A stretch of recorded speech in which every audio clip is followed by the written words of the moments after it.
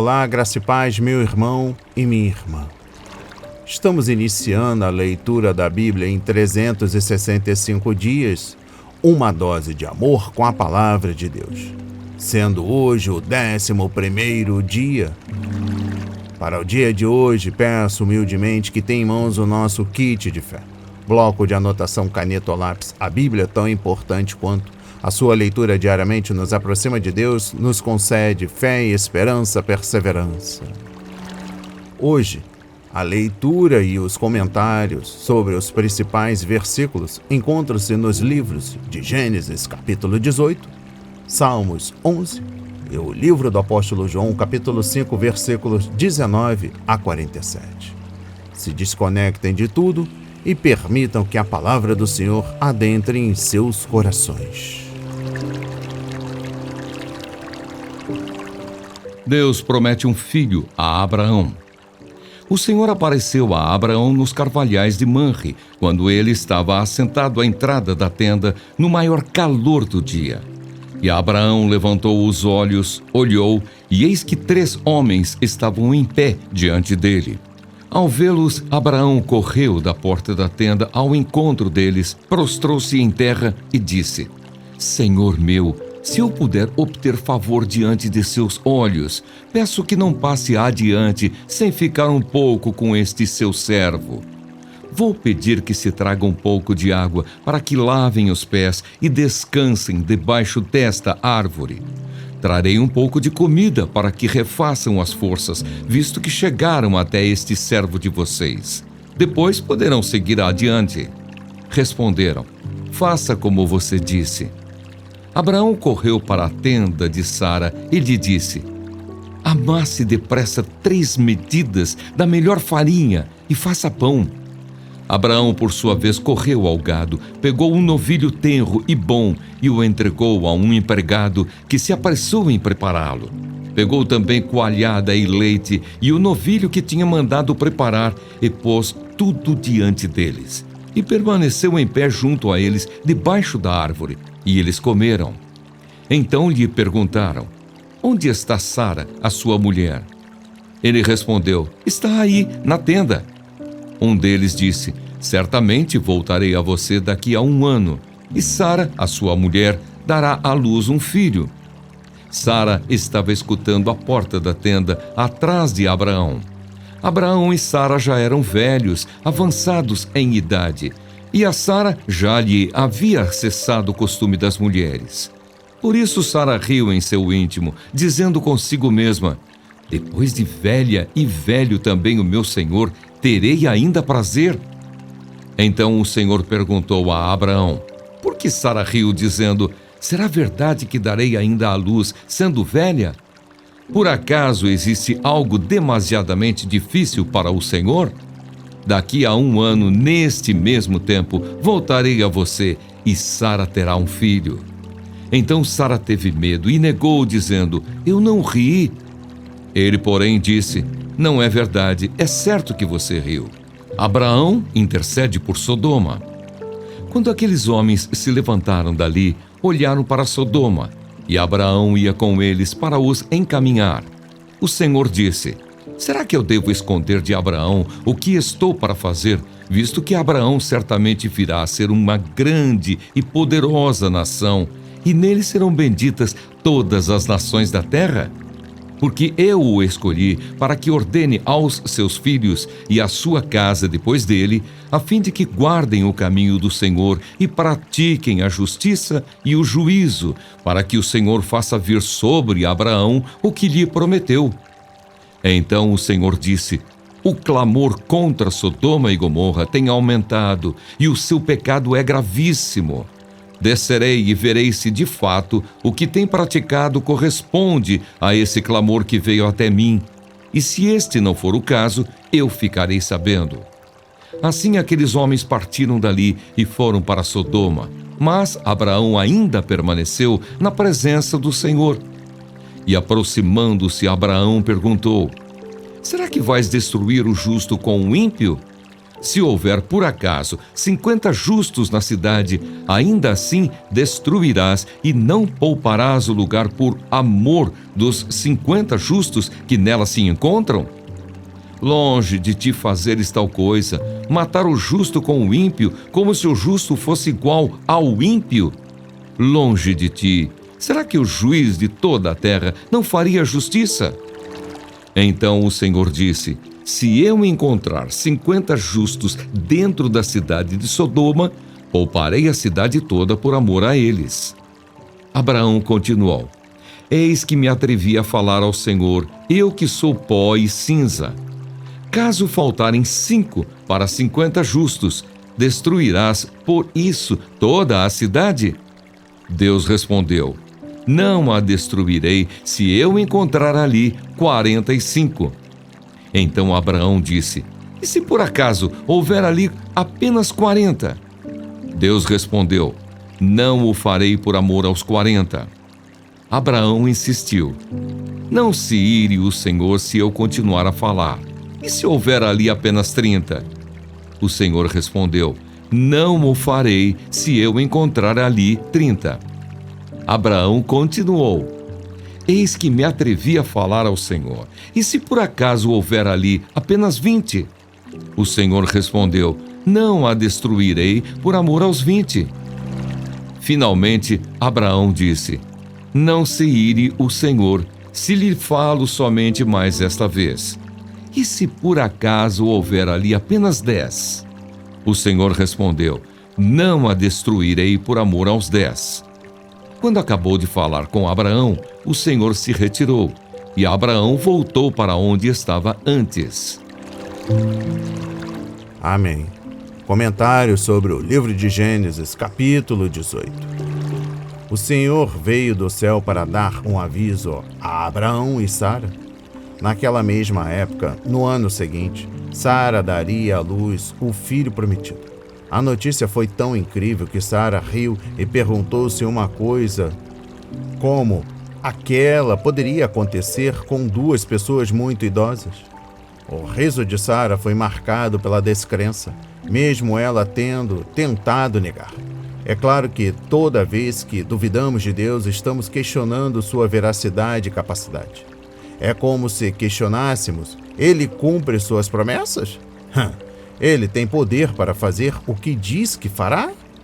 A resposta para as 2 perguntas é sim, conforme Romanos 4, versículos 20 a 21. No versículo 14, destaca este comentário: existe alguma coisa impossível para o Senhor? É claro que não.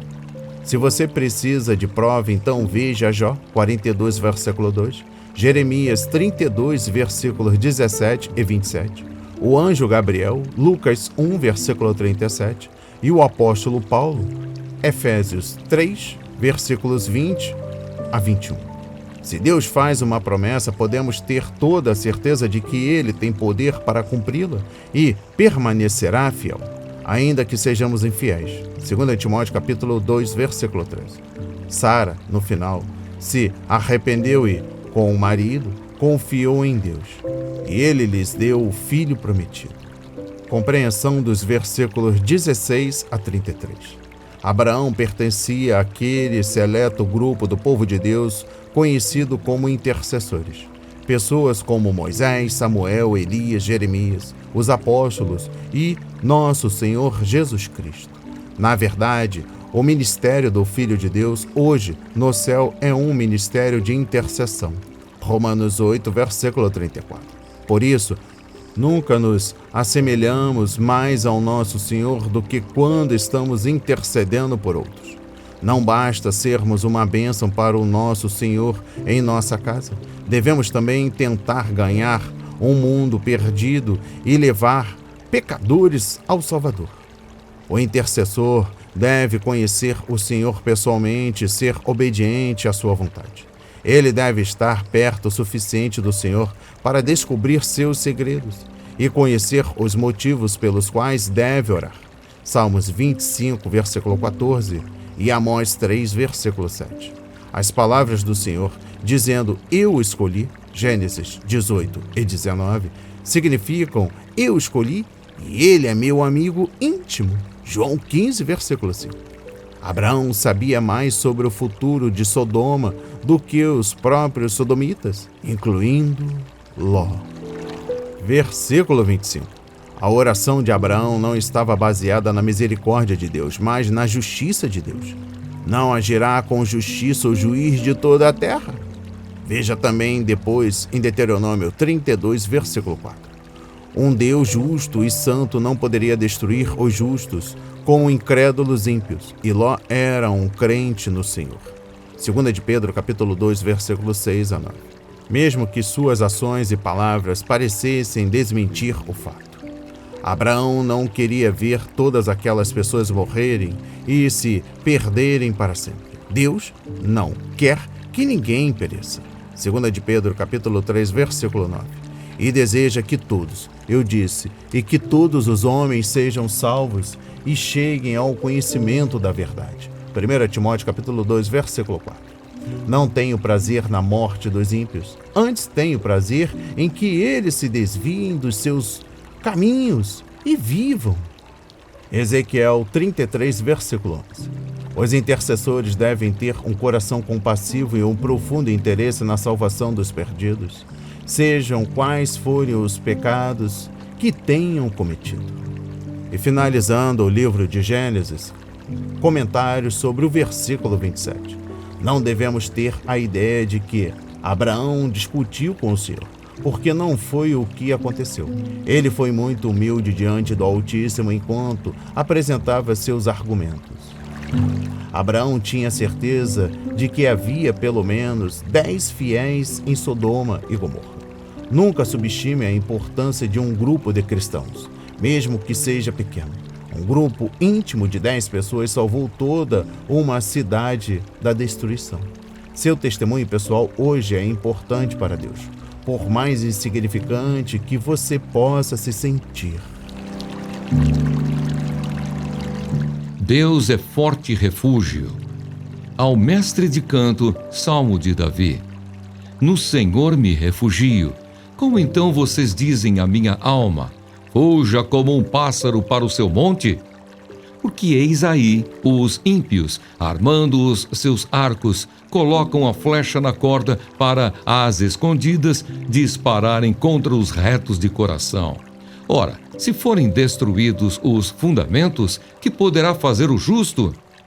O Senhor está no seu santo templo, nos céus o Senhor tem o seu trono, os seus olhos estão atentos, as suas pálpebras sondam os filhos dos homens. O Senhor põe à prova o justo e o ímpio, mas ele abomina o que ama a violência. Fará chover sobre os perversos brasas de fogo e enxofre, e vento abrasador será a parte do cálice deles. Por ser justo, o Senhor ama a justiça. Os retos lhe contemplarão a face. Amém. Comentários no livro de Salmos, capítulo 11. Durante a crise descrita neste salmo, Davi não fugiu de seu posto, mas permaneceu em serviço, confiando que o Senhor iria protegê-lo. E foi o que aconteceu.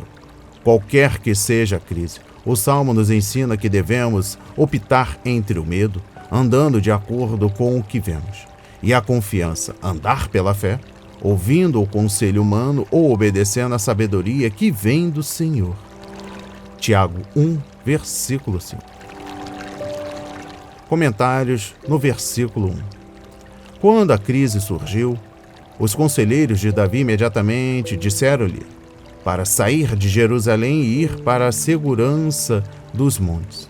Eles não pareciam ter fé de que o Senhor poderia ajudar nas dificuldades. Cuidado ao ouvir conselhos imprudentes, põe a sua fé no Senhor e Ele irá protegê-lo e guiar os seus caminhos. Comentário sobre o versículo 2. Este versículo sugere que esses conselheiros estão andando de acordo com o que vem e avaliando a situação pela perspectiva humana. É bom conhecer os fatos, mas é melhor analisá-los à luz da presença e das promessas de Deus. Compreensão dos versículos 4 a 7.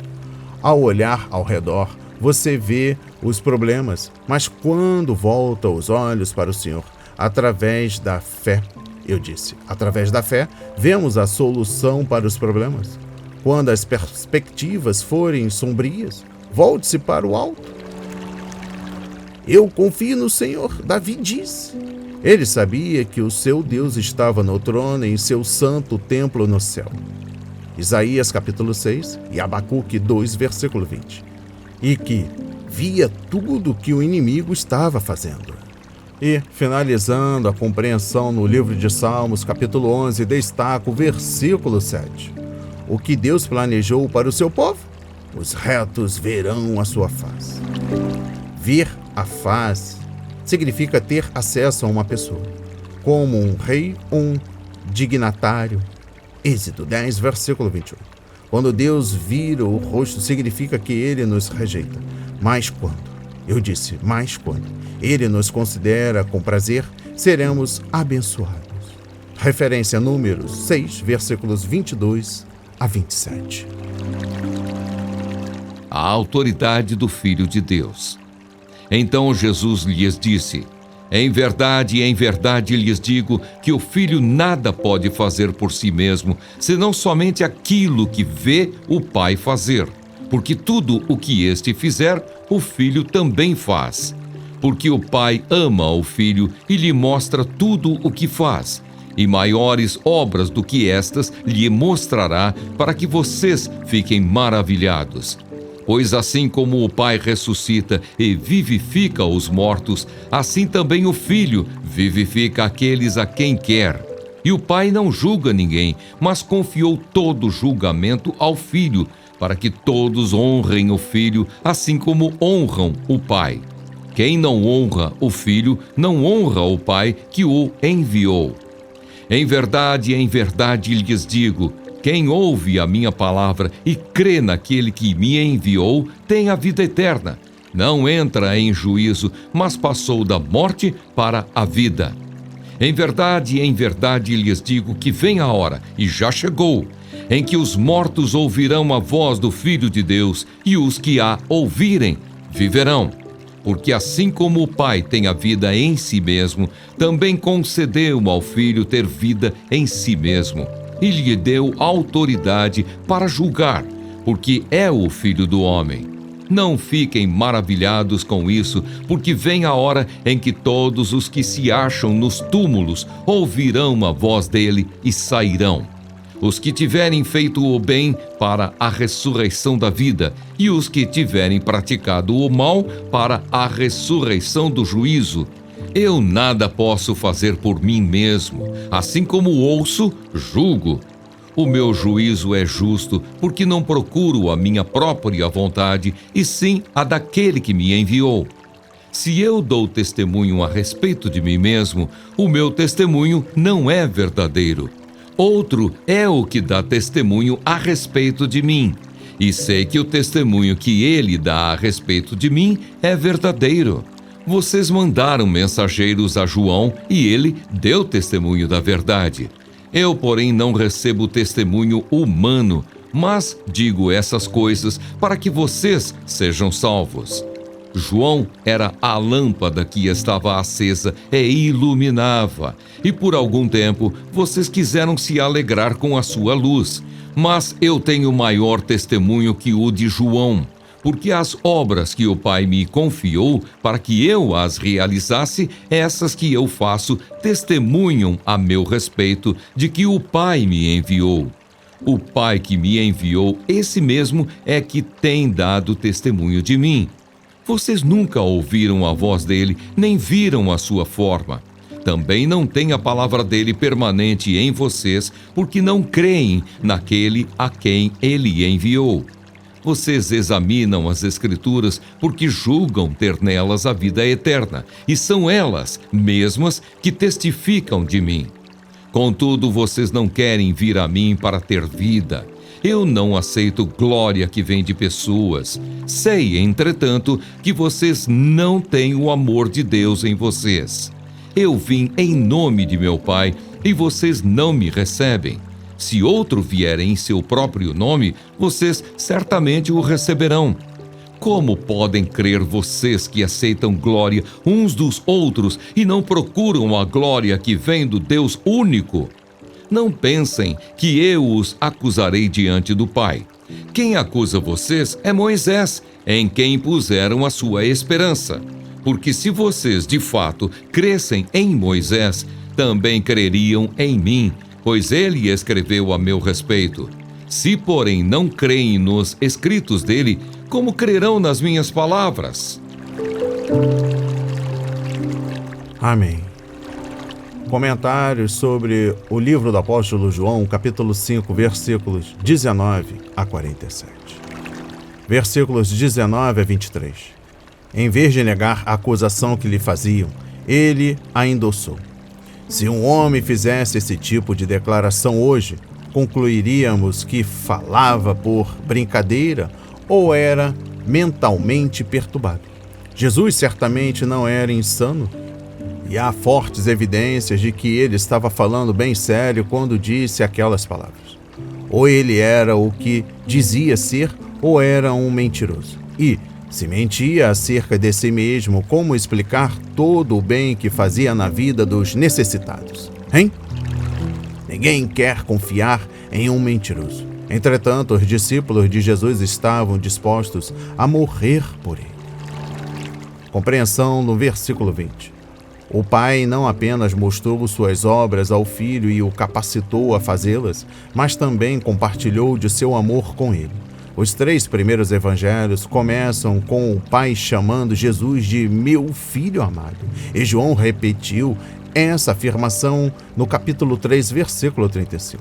Geralmente pensamos no amor do Pai pelo mundo perdido, como em capítulo 3, versículo 16. Mas também devemos nos lembrar do amor do Pai por seu Filho amado.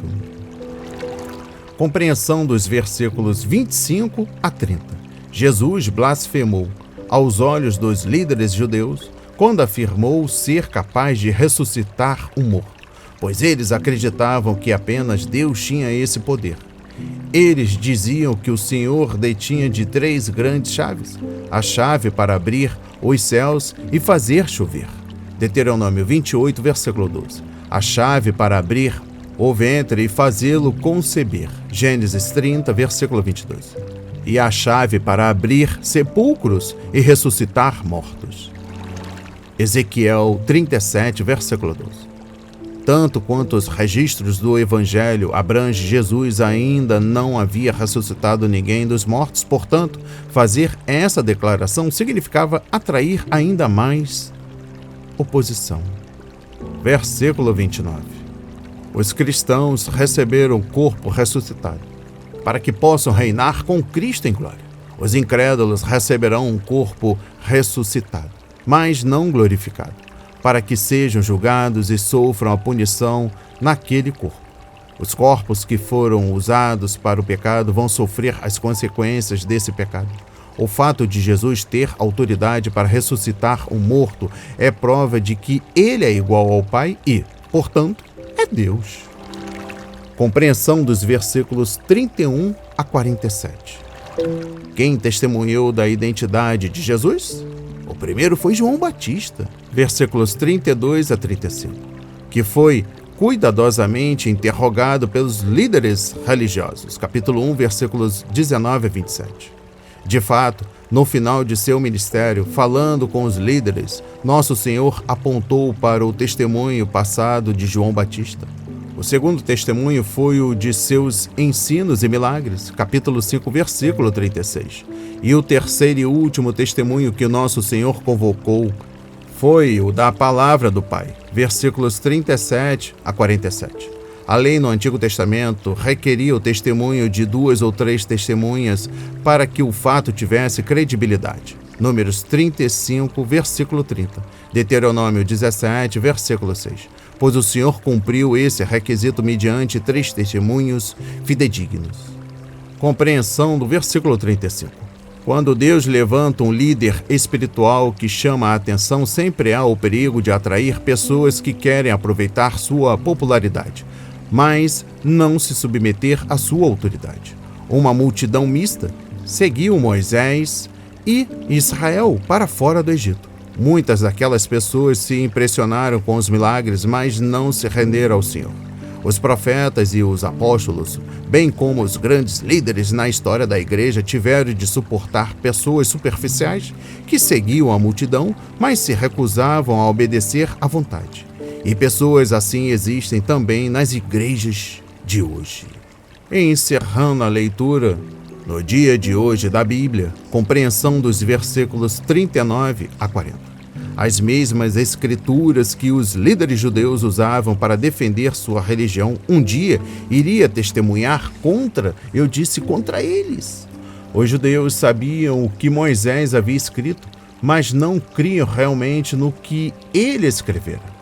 Uma coisa é ter a palavra em nossas mãos ou na cabeça, e outra, bem diferente, é guardá-la no coração.